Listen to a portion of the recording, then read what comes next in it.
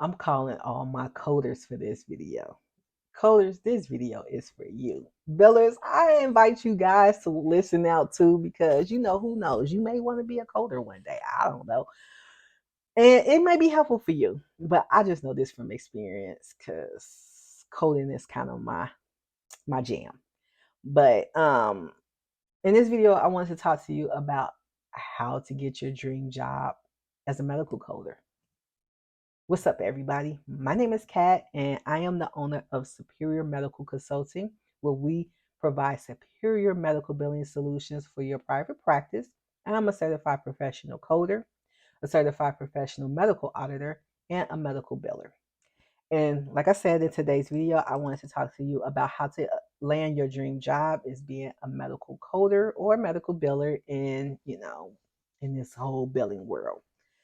So, question or the gripe I see a lot is, the cost of entry to get your CPC. And is it worth it? Because a lot of times people are 6 months, a year out of having their credential and they are still unemployed. And that's unfortunate. The biggest thing in our field is providers and hospitals and clinics, they want you to have experience, but they're not willing to give you the opportunity to gain that experience. And places like AAPC does a really good job on trying to support their coders to get the experience. Like they have the Practicode. If you are unfamiliar with that, that's basically where they give you these coding cases, coding scenarios that you work through so that you can gain some kind of experience in coding. It's supposed to be like real world coding so that you can gain some experience. It'll help take the A off of your CPC credential, and it'll also help to make a provider or a hospital or clinic or whatever feel more confident that you have some experience coding cases, so they won't basically necessarily have to train you from like scratch. They do have like a little foundation besides just school that they can work off of, because if you all know, school, the what we learn in the classrooms is nothing like coding in the real world. I personally have never taken the practical, but I can imagine that that too is different than what you will find on your day to day basis. And I only say that because every facility is different. It's not the same hospital to hospital, clinic to clinic. Is the foundation is there. The foundation is there. Like if you know how to code, you know how to code, but it's different with every facility that you go to, and that you code for. Even in the same facility, each doctor documents differently. So the one thing that is consistent is the guidelines. The coding guidelines are the same, but you have payers that follow state rules. You have your NCDs, you have your LCDs that you have to also consider. You have your demographics that you also have to consider. And each plan has its own nuances that you have to consider. So it's so many moving parts within this that like you can only gain experience by actually being in that world. And so I get why employers want you to have experience before they employ you, but it's also very discouraging to new coders, new billers, really new coders that's trying to get into this world, and have a really hard time, especially now that with this healthcare boom, especially with the pandemic happen, and like just the aging population. Like we need billers and coders, like more than ever now, from what all the statistics say.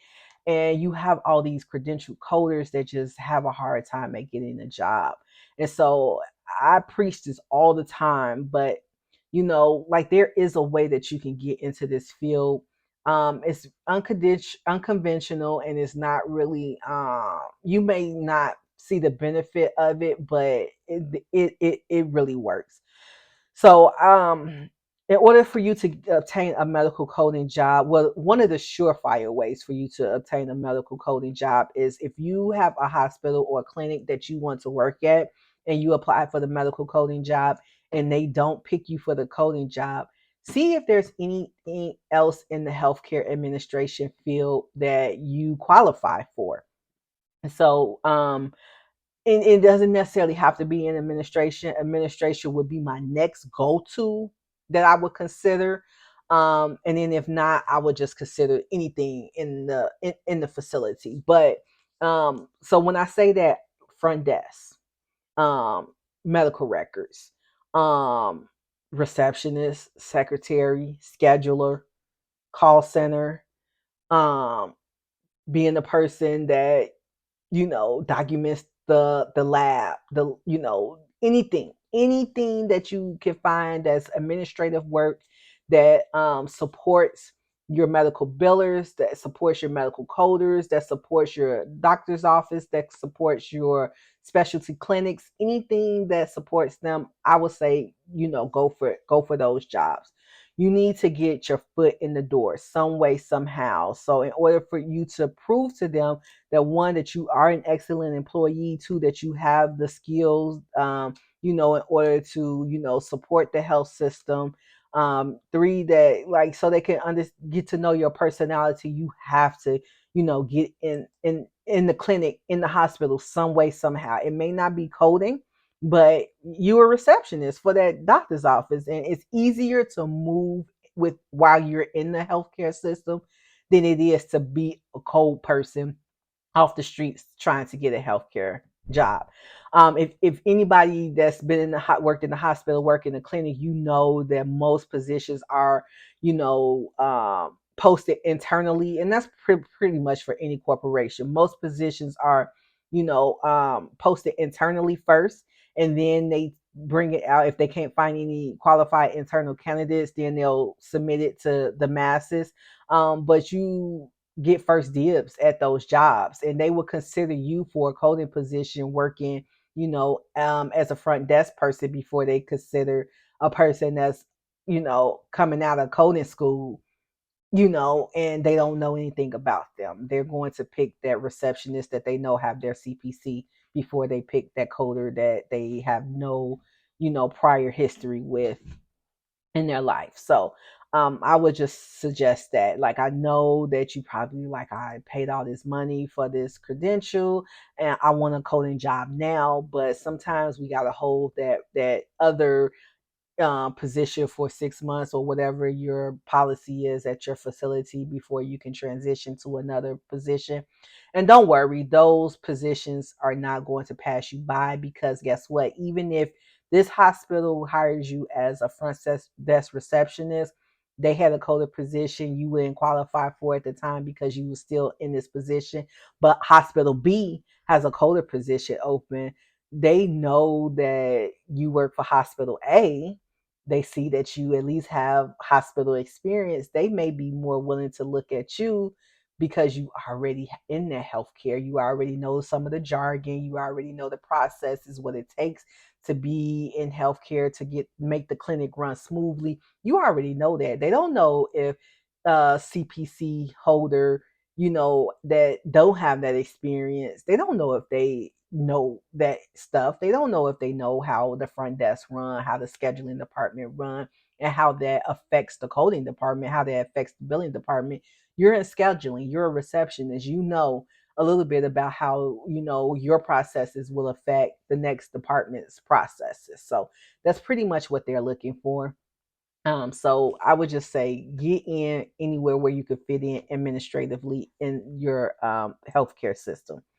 Now, if that doesn't work, then go for the other ancillary jobs, housekeeping, um, you know, um, tending to the grounds, maintenance work, working in the cafeteria, being a runner, being a surgical tech, things like of that nature. Somewhere where you can, just get in, just to say that you are in the hospital health system, but may not necessarily be at all related to healthcare administration.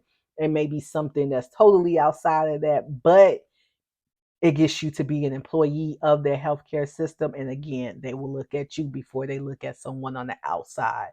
in order to fulfill that medical coding. They will say, oh, this housekeeper has a CPC? That's weird. Like, we need to look at this person to see, like, they do such a good job in housekeeping that gotta translate over into another department. Or you will have your supervisor for housekeeping see that you are an exceptional employee, that you will be an asset to another department. So they will have no problem recommending you to the coding department to be considered as a candidate for them. You actually will have your manager in housekeeping on your side, rooting for you, helping you to advance in your career to be a CPC. So that's just some of my tips on how I feel like you should get in to land your dream job as a CPC. Continue to practice your skill, especially if you have access to practical with AAPC. If you know any other coders, ask them questions all the time to keep yourself abreast of the coding world.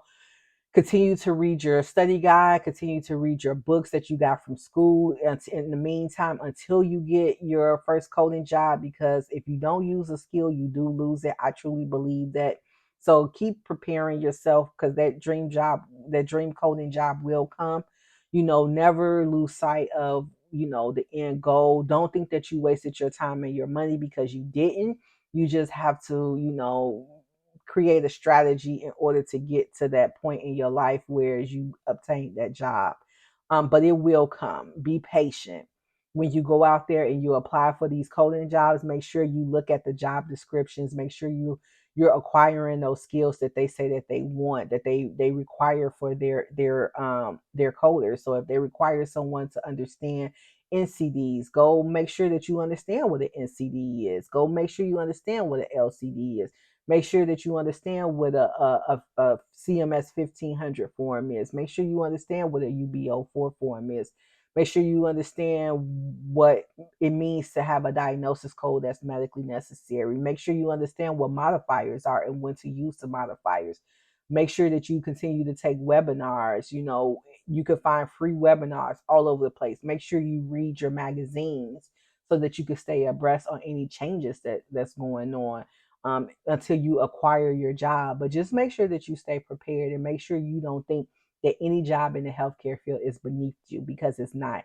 It all works together. It all ties in to help you to land that dream job that you want, which is ultimately to be a medical coder.